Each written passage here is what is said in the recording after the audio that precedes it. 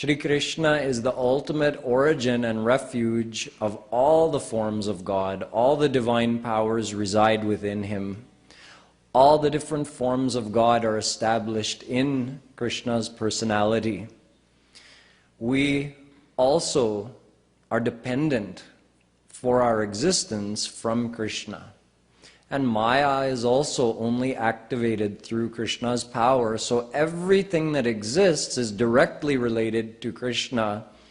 Everyone, whether they be an individual soul or one of Krishna's swanch, one of the various forms of God, everybody's relationship is only with Krishna. And we also saw that a soul which has been under the bondage of Maya forever can only attain true happiness by attaining his soul, beloved, the soul of his soul, Krishna. That is the only way. There is no such divine happiness in this world. So the pleasures of this world cannot satisfy the soul. They only excite the mind. They look alluring to the mind, and the experience of the things in this world excite and agitate the mind, but they don't give consolence or happiness to the soul. Today we have a lot of ground to cover, so buckle your seatbelts.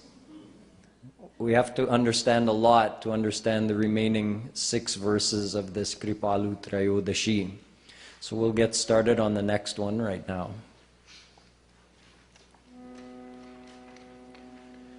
Shri Krishna Prapti Se Shri Krishna Prapti Hetu Govinda Radhe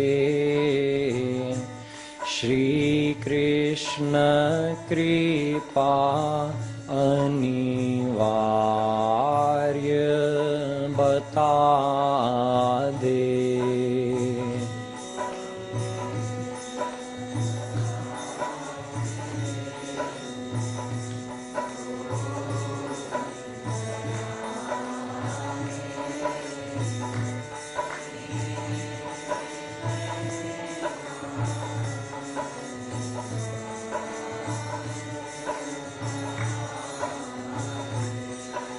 Shri Krishna Kripa Anivarya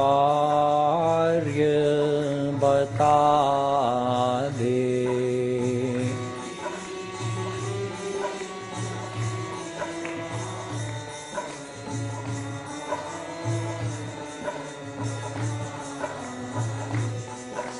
Shri Krishna Kripa Hetu Govinda Radhe Sadhana Keval Bhakti Bata De.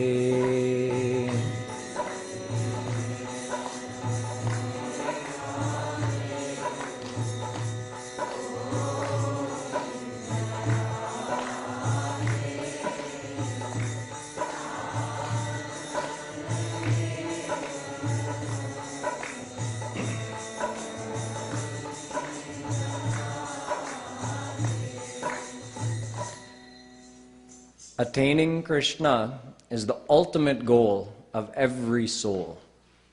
And to attain Krishna, there's one thing which is compulsory: we must receive his grace. There is no other way of reaching him.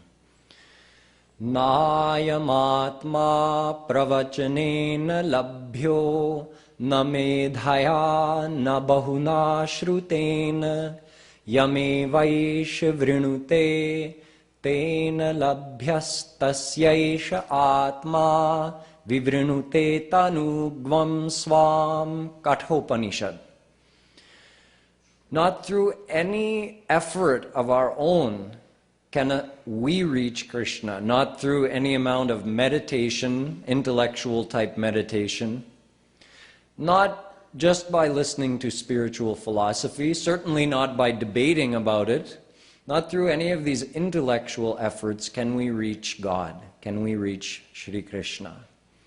Only when He accepts a soul, in other words, when He graces a soul. Grace means Kripa. His power of grace is called Kripa Shakti. So when He graces a soul, then that soul reaches Him. There is no other way. In Gita,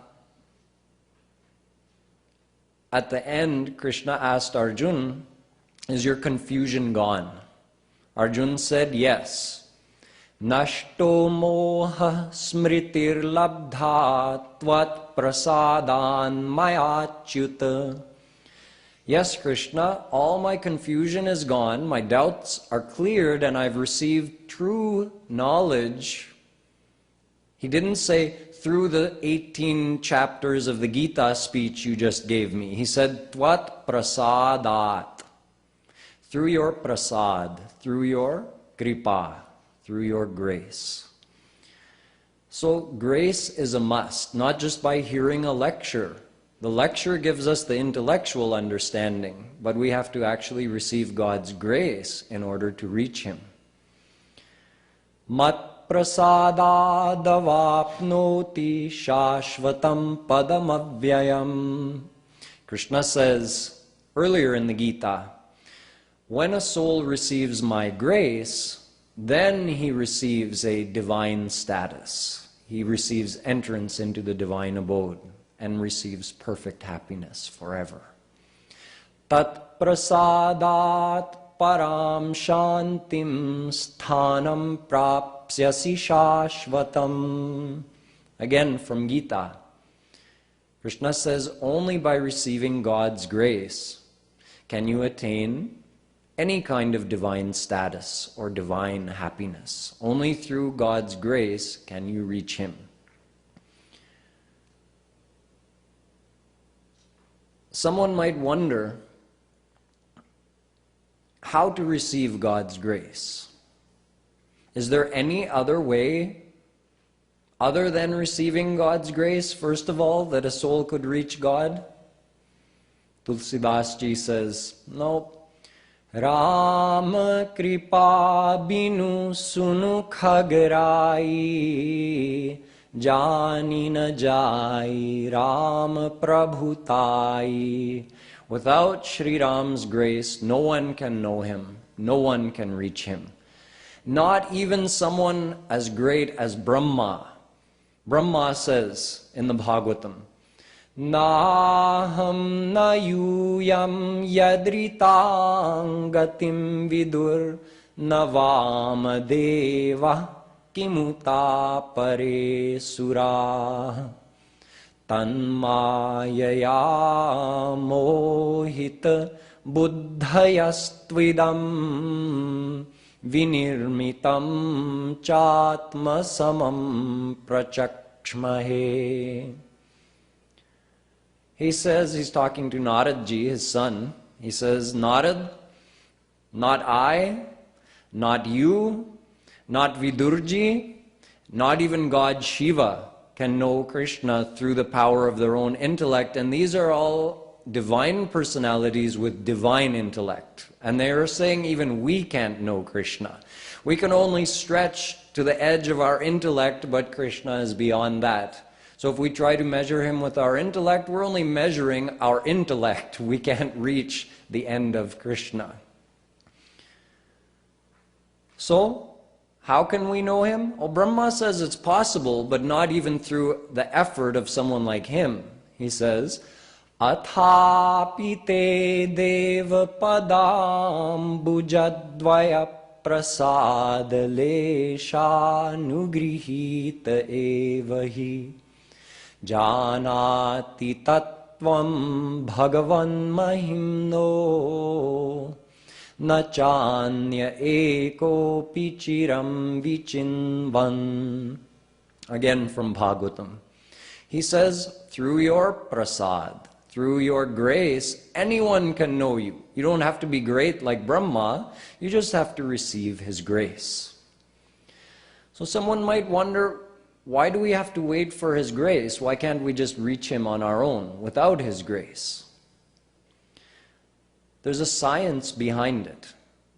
Kathopanishad explains, Indriyebhyah para hyartha arthebhyascha param manah manasastu para buddhir buddhiratma mahan parah mahatah paramavyakta mavyaktat purushah parah purushan naparam kinchit sa kashtha sa paragati.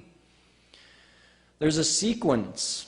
First are your senses, but beyond your senses are the objects of the senses that the senses try to perceive. Sometimes they can't. Something might be too subtle to perceive. So the objects of the senses are beyond the senses. Beyond the objects of the senses, meaning more subtle than them, is your man, your emotional mind. Beyond your man is your buddhi, your intellect, intellectual mind. Beyond your buddhi is your atma, your soul. Beyond atma is maya, and beyond maya is God. And beyond God, there's nothing. Everything else is under Him. So when our own senses and mind and intellect can't even reach our soul or maya, how are they going to reach to God, who is beyond all of that? Ram Swarup Tumhar Vachan Agochar Buddhi Par. O Ram, your divine form is absolutely beyond human intellect. So why is it so? It's very simple. Divyo hyamurtah purushah sabahya bhyantaro hyajah.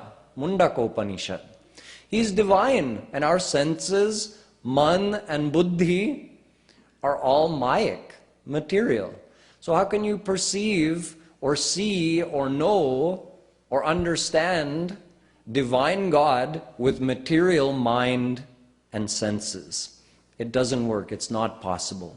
Just like I gave the example yesterday that you can't see with your ear, but these are two material things. Sound, which is perceived by the ear, and light, which is perceived by the eye, both are material things. And my eyes are material and my ears are material, so why can't my ears perceive light? Why can't my eyes perceive sound? No, there are certain limitations even within this material field. So how could those same senses which are bound by those restrictions within the material field, how could they go beyond that field and perceive God, who is divine? It's simply beyond logic. God is called Prerak, and our senses, our indriya, our man, buddhi, atma, everything is prerya. Prerak means God is giving life to. Prerak, prerya means we receive the life. Prerak, God is giving life. Prerya, we're receiving. So how could our senses, mind, intellect, who are receiving life from God and only exist due to that power He's giving us, how could they reach to Him? It's not possible. He is prakashak, and our senses, mind, and intellect are prakashya, meaning like God is shining the light on our soul. That light which reaches the soul comes down to our mind. That comes down to our senses and body and enlivens our whole being. So we're receiving the light, that prakash, from God. How could we then illuminate Him with those same senses? It's not possible.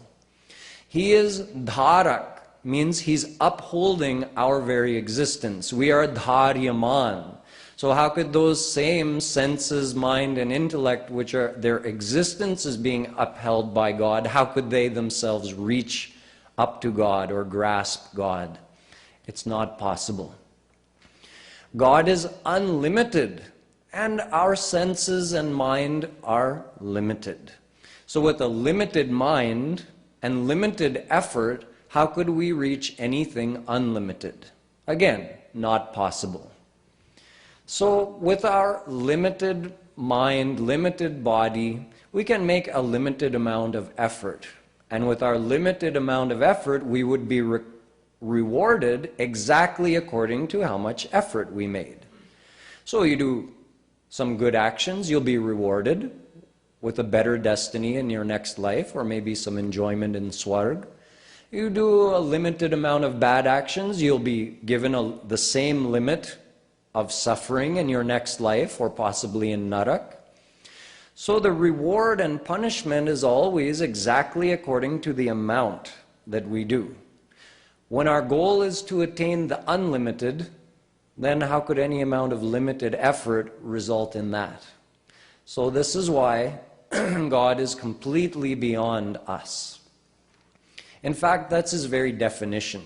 Ved says, Brihati Bringhayati iti tat param Brahma. The word Brahm means Brihat, Brihati. It means God is unlimited. He's the greatest. So no one could be as great as him or greater than him. So no one can reach him. But Bringhayati is another meaning of the very same word, Brahm, which means if God graces a soul, he can make that soul as great as him. In other words, with God's grace, you can reach him, you can know him, you can perceive him, experience him. But he brings you to that level with his own power, with his grace. We can't reach him on our own. So this is why Sri Maharaj Ji says, Shri Krishna Kripa Anivarya Batade. It is absolutely compulsory to receive Krishna's grace if we wish to reach him. So how to receive that grace? There must be something we have to do to receive his grace. Otherwise, if it was just up to him, meaning, okay, I'm waiting for your grace, Krishna. In the meantime, let me go about my worldly business and remain attached in the world and keep multiplying all my worldly desires. And whenever you're ready, go ahead and grace me. I mean, you've already graced Tulsi, Meera, Surdas, Tukaram, Nanak, Vallabhacharya, Shankaracharya, all these saints have received your grace. So I guess you're just waiting a little bit longer to grace me. No, it doesn't work like that. God is ready and willing. Krishna he's watching us every moment. When can I grace this soul? So it means there's something from our side that we're not doing. We have to do something in order to receive his grace. Ved says, Tapah prabhavad deva prasadat. If you wish to receive his prasad, meaning his kripa, you must surrender. Yo brahmanam vidadhati purvam yo vai vedanscha prahinoti tasmai tagvangha devamatma buddhi prakasham mumukshurvam sharanamaham prapadye. Shvetashvataropanishad. Sharanam aham prapadye means, Krishna, I surrender to you because I want to receive your grace so that I can reach you. This is what Ved says. So Krishna is waiting to grace us, but to receive his grace, we have to surrender. Tameva sharanam gaccha sarva bhavena bharata tat prasadat param shantim sthanam prapsyasi shashvatam. Gita. Krishna says, Arjun, surrender to God wholeheartedly. Means full surrender, 100%. Then he will grace you, then you'll attain him. So we surrender, he graces, we attain him. Mameva ye prapadyante maya metam taranti te. Gita. Krishna says, No one can cross Maya on their own, and they would have to cross Maya to reach him. So he says, Maya is my power, and no one can cross it on their own, but if they surrender to me, I take them across Maya, and I bring them to me, and then they stay with me forever. So again, surrender comes first, then he graces us. Mamekameva sharanam atmanam sarvadehinam. Bhagavatam. Krishna tells Uddhav, I am the soul of all the souls. So I'm their ultimate refuge. They all have to surrender to me. Sharan, sharanagati means surrender. Someone might think, doesn't that mean God's grace is conditional? He's said to be akarana kripalu. He graces without any reason, without any condition. So why is he saying, no, first you surrender, then I'll grace? That means it's conditional. Kripaluji Maharaj says no, because the definition of surrender means doing nothing. Doing nothing is not a condition. And doing nothing means become like a newborn baby. A newborn baby is completely surrendered to his mother.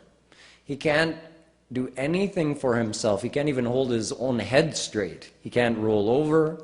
His mother has to hold him, bathe him, make him sleep, burp him, clean him, dress him, feed him.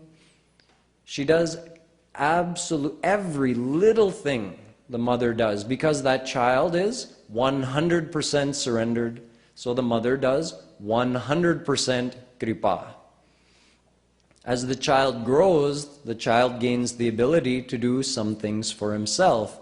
So to whatever percentage the child starts doing things for himself, that means that same percentage he's not surrendered. And that same percentage his mother stops doing for him. When he gets old enough to do everything for himself, it means now he's not taking refuge in his mother. He's not surrendered to her, so she doesn't do anything for him. He does everything for himself. Similarly, if a soul is 100% surrendered to God, God takes full responsibility for that soul. And if we are 50% surrendered, he takes 50% responsibility. If we're 1% surrendered, he takes 1% responsibility. So we have to reach that stage like that newborn baby. Just like we were when we were a newborn baby, that's how we have to become before God. We don't have to become like that in the world. We don't have to become helpless in the world. I'm saying from inside, before God, we have to become like that newborn baby. That is surrender. And that means doing nothing. So that's not a condition.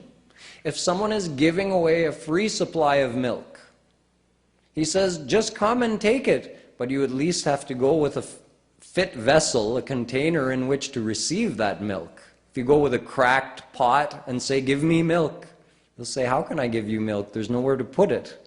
You have to have a proper vessel. So, in fact, we can think of it like this.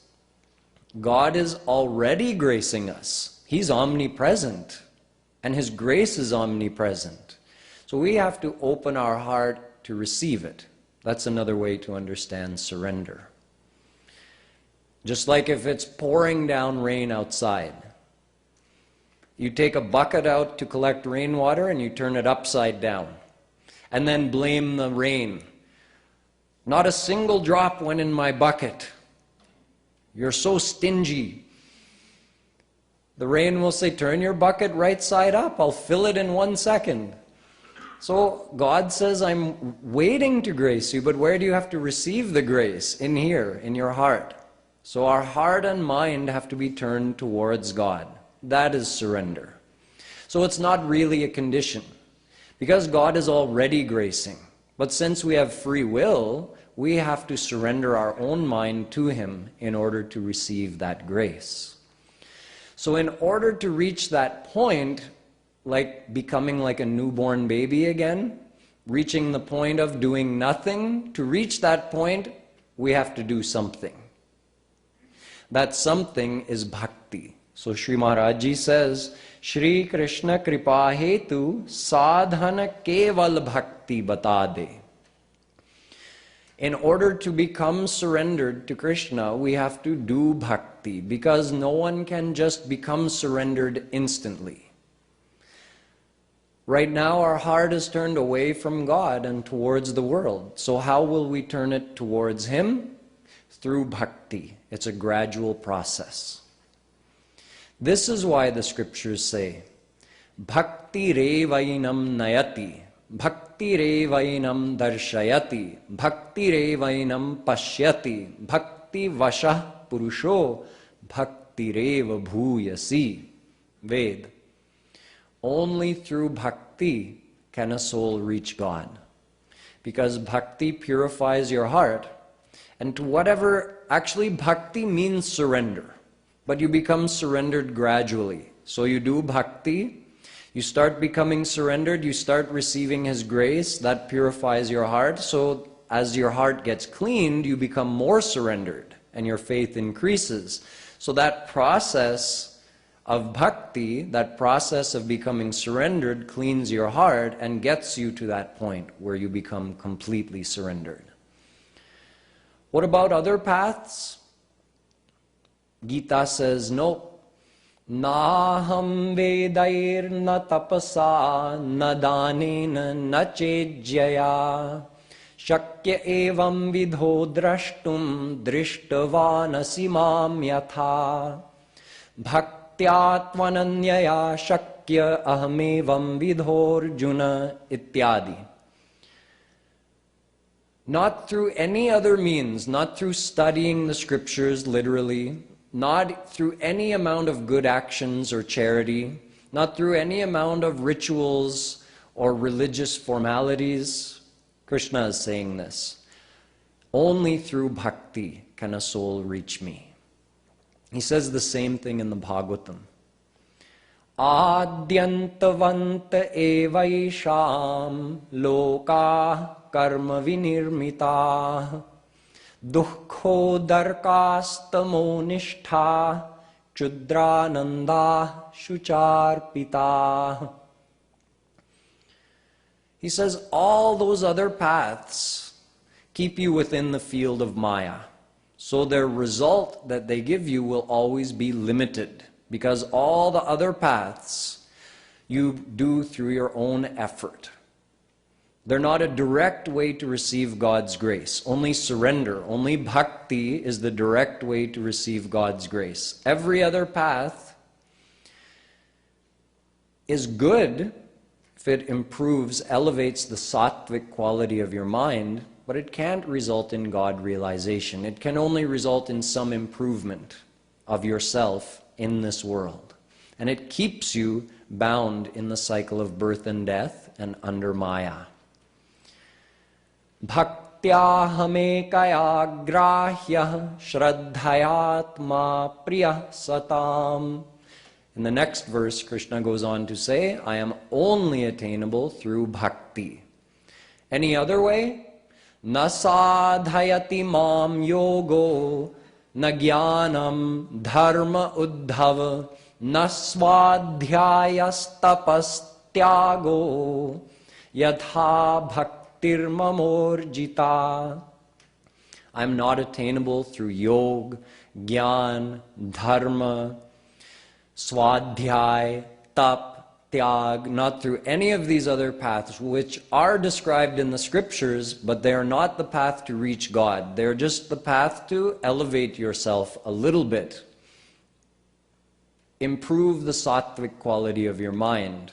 They cannot take you to God.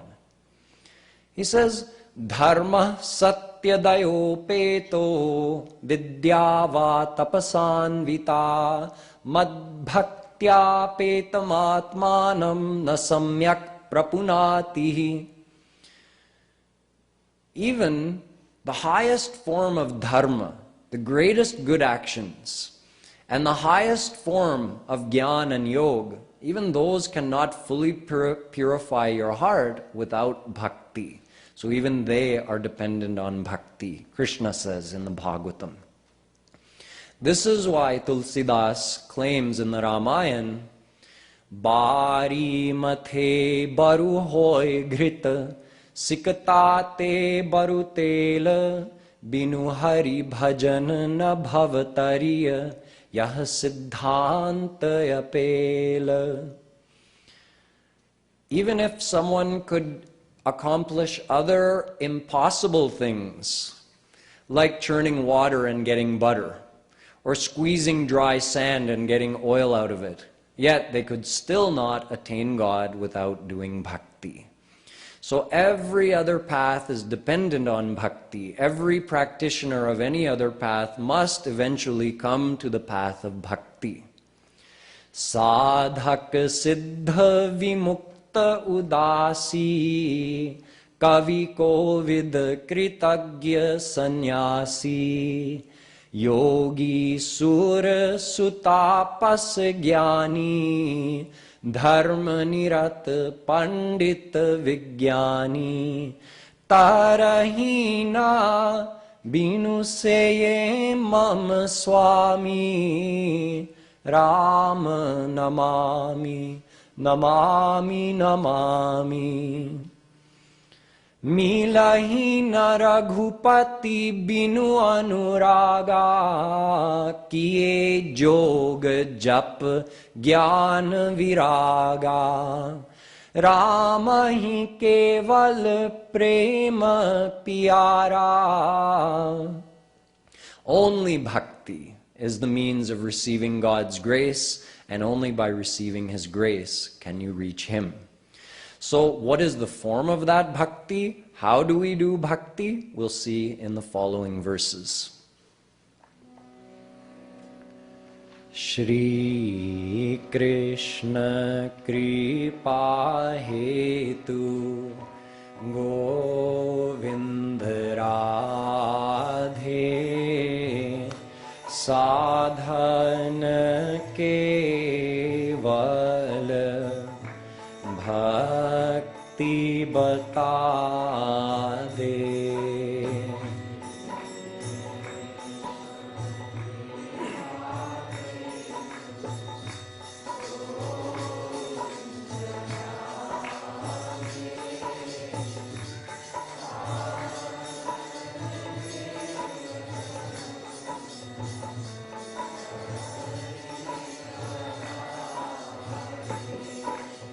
Sadhana keval bhakti bata de.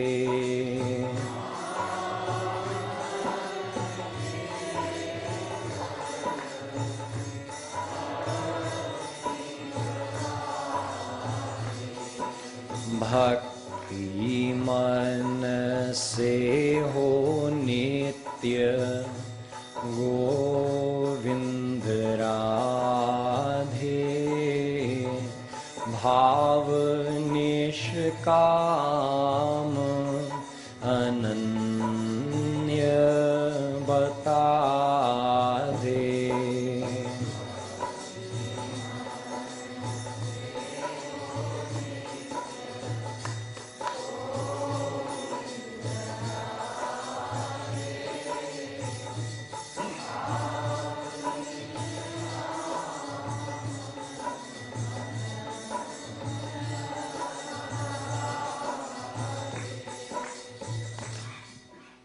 How to do bhakti? Sri Maharaji says, keep 4 things in mind.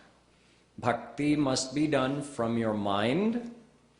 It must be nitya, which means continuous, uninterrupted, 24 hours a day. It must be nishkam, which means selfless, without any desire for bhukti or mukti. And it must be ananya, which means single-minded, exclusive devotion. Bhakti must be done from the mind. Remember, what are we trying to do bhakti for? To receive His grace. And where is the grace received? In the mind. So why can't we receive that grace in full yet? Because our mind is polluted. It's impure with all of our material attachments, all of our past Good and bad actions, it's just full with all of that. So through bhakti we have to clean that out, but obviously that bhakti has to be done from the mind. We're trying to clean our mind out, not our throat. So singing kirtan is good exercise for our throat, but while we're singing the kirtan, if our mind is not attached to Radha Krishna, how will our mind get purified? Doing puja is good exercise for your hands and arms, but how is it going to purify your mind unless while you're doing the puja, your mind is attached to Radha Krishna? So this is the first and most important condition of bhakti, that it must be done from the mind. Only if our mind is attached to Krishna will it be getting purified. Those moments, those minutes when our mind is thinking of Him is when it is getting purified. This is why mana eva manushyanam karanam bandha mokshayoh. Brahma Bindu Upanishad says, mind alone is the cause of bondage and liberation. If you keep your mind attached in the world, you'll remain bound under Maya. If you attach your mind to Krishna, you'll get released from Maya. So, in fact, in our scriptures, this is described in great detail. Mano gatira vichhinna yatha gangam bhasom budhau lakshanam bhakti yogasya nirgunasya hyudahritam ahaitukyavyavahita ya bhakti purushottame. Bhagavatam says these same four lakshana of bhakti, characteristics of real, true bhakti. Number one, manaha. It must be done from the mind. It defines bhakti as the continuous flow of loving thoughts from your mind to Krishna, just like Ganga Ji flowing uninterrupted to the ocean. So bhakti means chintan. You remembering Krishna is bhakti.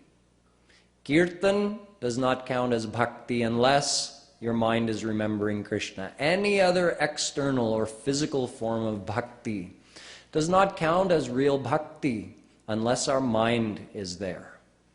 So if our mind is remembering Krishna, we're doing bhakti. So Maharaji says how to get your mind engaged in thinking of Krishna? Do Roop Dhyan. Very simple. Whatever you're going to do, you're going to sit and do kirtan, start by doing Roop Dhyan. You picture Krishna in front of you. Very simple. Any form, any age, imagine any leela of Krishna. It's not, your success is not based on the quality of your imagination. It's based on your effort. That you are faithfully remembering Krishna, that this, even if my imagination is not very artistic, this is real Krishna in front of me. And Krishna gives you the results of your intention. The results of karma are given to us according to our intention, not according to our physical actions. So your effort in doing Roop Dhyan is rewarded by Krishna with His grace, which purifies your heart.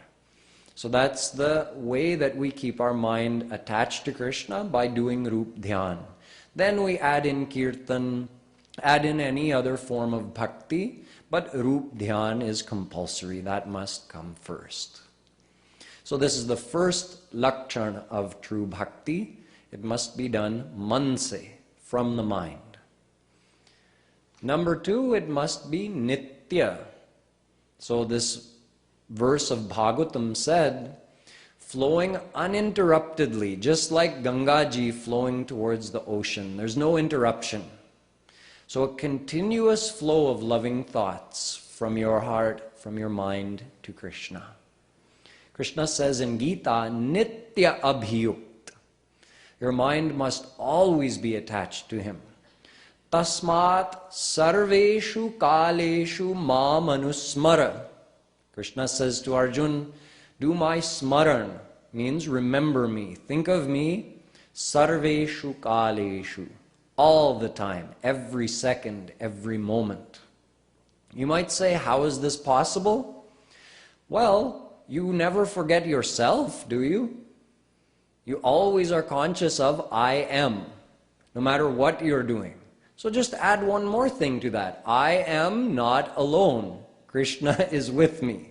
Just remember that too.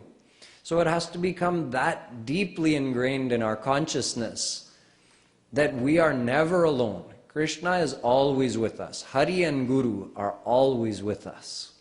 Then our devotion will become nitya. It will become uninterrupted. You never forget if you're a man or a woman, do you? That's such a superficial thing. That's only your physical body of this life. Krishna is your soul, beloved, since forever. How do we forget him? We are so attached to this physical body that for a moment we never forget, am I a man or am I a woman? We always remember that. Such a superficial thing. So why would it be so difficult to remember Krishna, who's the soul of our soul, who's eternally related to us, and who has never been apart from us? He's always with us. So with some effort, we can do that. Sri Maharaji says, start out by doing it on every hour. Set a chime on your watch, or if you have a clock in front of you at work, just notice when it's the top of the hour, stop for a moment, just a moment, and remember, I'm not alone. Krishna is with me. Then go about your business. Again, at the top of the next hour, do the same thing.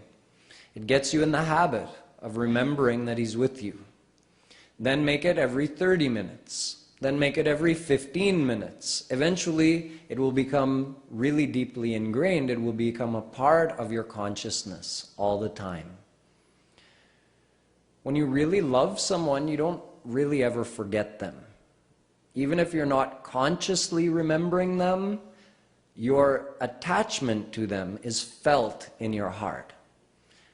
All of you who have children, remember your children 24 hours a day. Some part of your heart is with them 24 hours a day. That's bhakti. You're doing nitya bhakti of your children. So do the same thing for Krishna. So this is the second shart, the second lakchan, the second characteristic of true bhakti is that it must be continuous all the time. Because if we're a bhakt, it means we have to be a bhakt 24 hours a day. Like if someone says, I'm satyavadi, but for 1 minute every day I tell lies, as many lies as I want, but only for 1 minute. The rest of the time, 23 hours and 59 minutes, I'm satyavadi.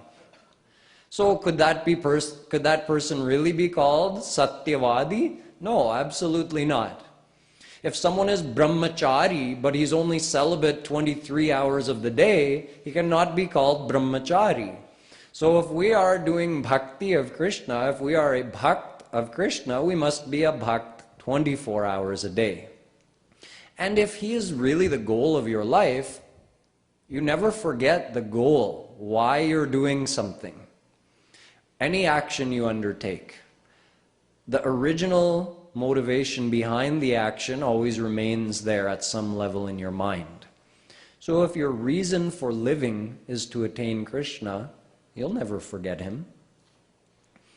Now moving on to the next characteristic or condition of true bhakti, it must be nishkam, which means we should not have any demand from God. Demands can be divided into two categories, bhakti and mukti. Asking God for any worldly thing is bhakti. Right up to the topmost celestial abode, up to Brahma's abode, and all the way down to this world, all of that is the field of bhakti, the field of material experiences and enjoyments. So asking God for anything in this field is asking him for bhakti. If we do that, it means our mind is attached in bhakti, not in God. So then how will we attain God? It means we're not asking for his grace in our heart, we're asking for his grace to give us a physical, material thing. So then we won't receive his grace in our heart won't get purified, we won't surrender, we won't reach him. We won't attain him. So asking God for worldly things is not real bhakti. Some people go beyond the field of bhakti and they ask for mukti, and this is in fact worse. Even though they've gone beyond the field of maya, and they're not asking for a worldly thing, they're saying, Krishna, grace me so that I can never be born again in this world and never experience anything ever again. I just want to merge into your formless aspect, Nirakar, Brahm, and be in that unconscious, peaceful, divine state forever. Why is this worse than asking for bhakti? Because at least if you ask for bhakti, you'll keep going around the 8.4 million species of existence. One day, you'll get born as human. You may meet a true saint who can give you the correct knowledge and tell you that there's something beyond bhakti and mukti, and that is bhakti, divine bhakti, which is coming in a couple of verses from now. Divine love of God is beyond mukti. Premanand, the bliss of Radha Krishna, is beyond the bliss of mukti. It's greater than that. But if you ask for mukti, you will remain bereft of Premanand forever. Whereas if you ask for bhakti, you still have a chance to get Premanand one day. But if you merge into formless God, that's it. You stay there forever. You'll never experience bhakti again, but you'll never get divine bhakti either. So, on the path of bhakti, we must be, according to this verse of Bhagavatam I quoted for you, ahaituki, selfless. Naradji said the same thing. Kamanarahitam, gunarahitam, kamanarahitam, pratikshana vardhamanam, avichinnam, sukshmataram, anubhavarupam, Narad Bhakti Darshan. Bhakti must be avichinnam, continuous, and kamarahitam, without desires. So our bhakti must be selfless. We can ask him for his divine love, for his divine vision, for a chance to serve him in the divine world, but don't ask him for mukti or bhakti. And even if we're asking him for his divine love, it should be with an eye to, with the goal of having received that divine love, Krishna, I want to serve you. I want to serve you for your happiness. I want to please you. That is real selfless bhakti. That is real nishkamata. This is the third condition of bhakti. And the fourth condition is that our bhakti should be ananya. Ananya means having the mind only attached to Krishna. It means not getting the mind attached anywhere within the field of maya, anywhere within the field of sattva, raj, tam, doing our physical duties in this world, but having our mind attached to Krishna. And attached to Krishna means to any of his nam, roop, lila, guna, dham, jan. All of those are one. His name, form, virtues, leelas, divine abodes, and his divine associates. They're all one. So have your mind attached anywhere in that divine field, you are ananya. Also, we should be ananya to our Ishtadev, our Guru, and our path. It means worshipping multiple forms of God is generally done with a desire for bhakti. That's people who worship multiple forms of God generally do it because they want to cover all their bases. I'll ask for this from this form of God and this from this form of God. So when you're not asking for bhakti or mukti, then you just worship the form of God you want to attain. He's only going to come to you in one form, so worship him in that form.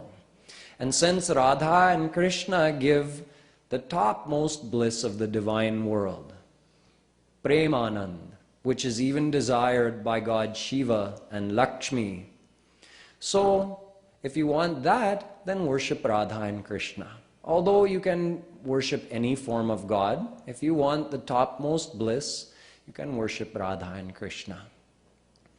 Your guru is the one who shows you the path, who removes your doubts, answers your questions, and graces you and protects your devotion as you proceed on the path, and in the end, eliminates the bondage of Maya and graces you with divine love. That is your guru, and you only need one of those. Although you can change gurus if you change your mind, but you don't need more than one guru at once. That can become confusing. Different saints teach different things depending on their divine attainment, even if they're all saints. And our material intellect cannot reconcile all the differences in their philosophies. So we end up getting confused if we keep going here and there. So someone who's serious about finding God in this life is ananya to one form of God that they want to attain, so that they can focus their feelings and develop more love and relationship with that form of God. They remain ananya to the guru who's showing them the path to attain that form of God, so that they remain focused. And they remain ananya to the path of bhakti. Because bhakti is the supreme path, and it doesn't need to be supplemented by any other path. If you're doing bhakti, you've already gotten the benefit of all the other paths.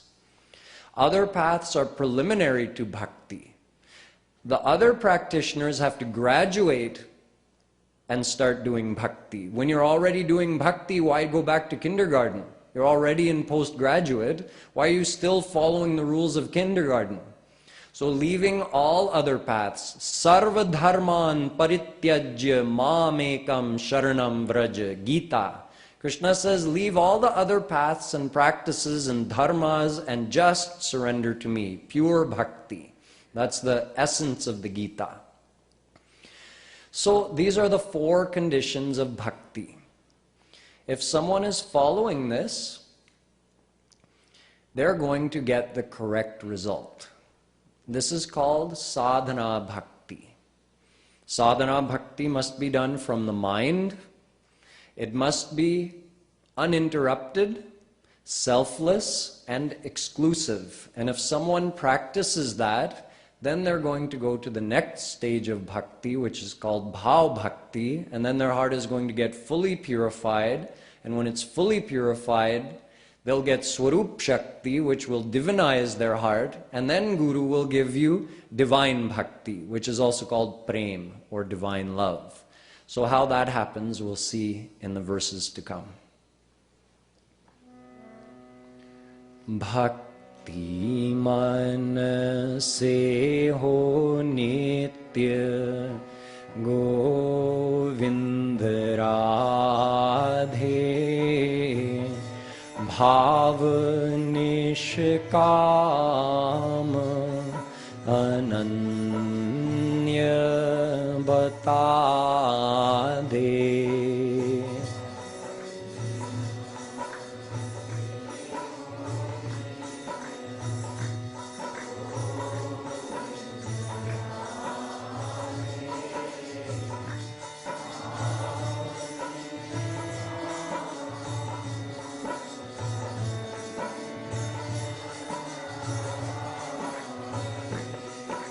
Bhav nishkam ananya bata de.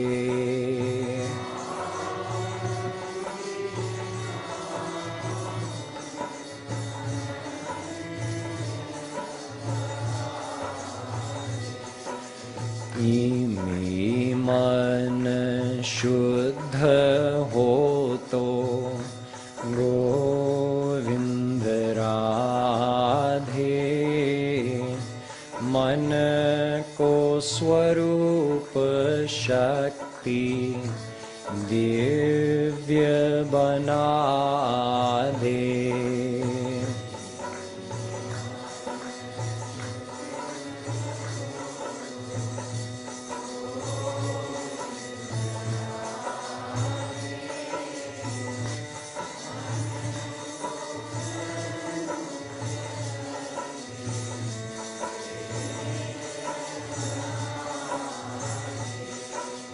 मन को स्वरूप शक्ति दिव्य बना दे।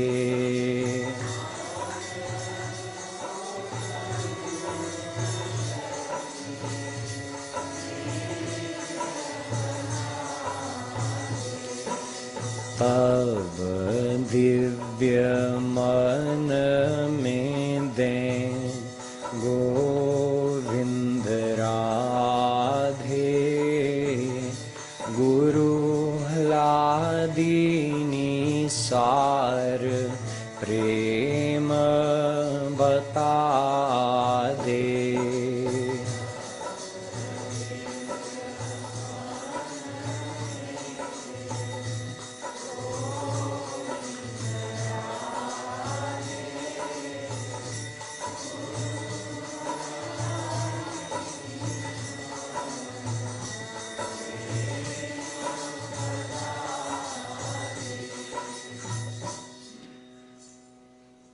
So the bhakti we have to do, this bhakti which Sri Maharaj Ji just described with these 4 characteristics, that is called sadhana bhakti. The effort we make to attach our mind to Krishna is called sadhana bhakti. And if it's done properly according to these 4 conditions, we get the correct result, which is that we enter a stage called bhav bhakti. Bhaktya sanjataya bhaktya. Bhagavatam says bhakti leads to bhakti, which leads to bhakti. There's 3 main kinds of bhakti. Sadhana bhakti you do, then you receive the state of bhav bhakti. That means if you're doing sadhana bhakti correctly, your mind actually starts to get attached to Radha and Krishna. And when you chant their name and remember them when you're doing Rup Dhyan, you actually feel bhav in your heart. Your heart melts, tears might come, you might feel a thrill in their remembrance. This is bhav bhakti. This means your mind is getting attached to them. So it means you're doing sadhana bhakti correctly. And you keep doing that, your bhav bhakti keeps increasing. While this is happening, your heart is getting purified. You just keep doing the same thing. The path of bhakti is the same the whole way. You keep practicing sadhana, your bhav keeps multiplying, your heart keeps purifying. And when your heart is fully purified, manako swarup shakti divya banade. Remember swarup shakti, God's personal power? As you enter into bhav bhakti, swarup shakti starts permeating your man, your heart. The more your heart gets purified, the more swarup shakti comes. So when your heart has been 100% purified, actually swarup shakti completely permeates your whole being, and you become a divine personality. This is how you become God realized, through the path of bhakti. So actually Guru gives you the swarup shakti, and he's the one multiplying your bhav. So when this happens, when we reach that stage, when our bhav bhakti is complete and our heart purification is 100%, then we receive the full effect of swarup shakti, which divinizes our senses and our mind. Now we are ready to receive prem. Prem is also called prema bhakti. Remember I said 3 kinds of bhakti. Sadhana bhakti you do, bhav bhakti you receive through your Guru's grace if you're doing sadhana bhakti correctly, and in the end you receive prema bhakti, which is God's divine love. But to receive that prema bhakti, our heart first has to be not only fully purified but divinized in order to be able to receive that topmost divine power. Here Sri Maharaj Ji says, Tab divya man mein, Guru can now give into your divine mind ahladini sar prem. Swarup Shakti, this is the last technical thing I'm going to tell you today. Swarup Shakti, God's personal power, has three aspects. Sat, Chit, Anand. So the Anand aspect of Swarup Shakti is called Ahladini Shakti. So this is actually the supreme power, Ahladini Shakti. Ta sva Ahladini variyasi. Radhika Upanishad says, Ahladini Shakti is supreme. This is the power of bliss of God. But the essence of bliss is prem. Chaitanya Mahaprabhu ji says, Ahladini Shaktera Paramasar Taro Premanam. The essence of Ahladini Shakti is prem, Prema Shakti or Prema Bhakti. So imagine, what is that divine love power? God's personal power, Swarup Shakti. The essence of that is Ahladini Shakti, and the essence of that is Prem. And Guru gives you that once you've purified your heart through doing proper sadhana.